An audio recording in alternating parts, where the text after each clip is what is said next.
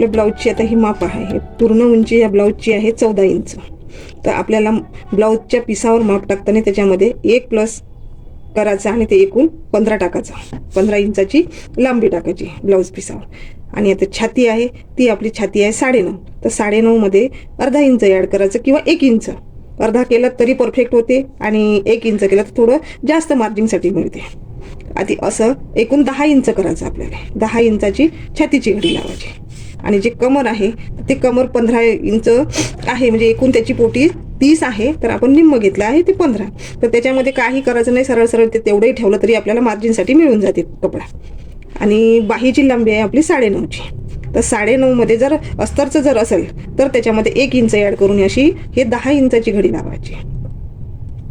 आणि जर बाही साध्या ब्लाऊजची असली तर त्याच्यामध्ये 1.5 इंच 2 इंच ॲड करून तशी घडी लावायची, कारण त्याच्यामध्ये फोल्ड येते तुरपाई पट्टीची. आणि हा जो दंड घेर आहे 5 बाहीचा, त्याच्यामध्ये 2 इंच ॲड करून तिथून माप लावायचा, असं 7 इंचावर. आणि समोरचा गळा हा 8 इंचाचा आहे आणि मागचा गळा हा 9.5 आहे. तर मागचा गळा टाकताना त्याच्यामध्ये अर्धा इंच ॲड करून असं 10चा गळा लावायचा, 10 इंचाचा गळा टाकायचा. आणि आता ही ब्लाऊजची कटोरी ही 5.5 इंचाची आहे. तर आपण ब्लाऊजवर माप टाकताना आपण सांगूच, मग सांगतोच मी तुम्हाला कसं करायचं ते.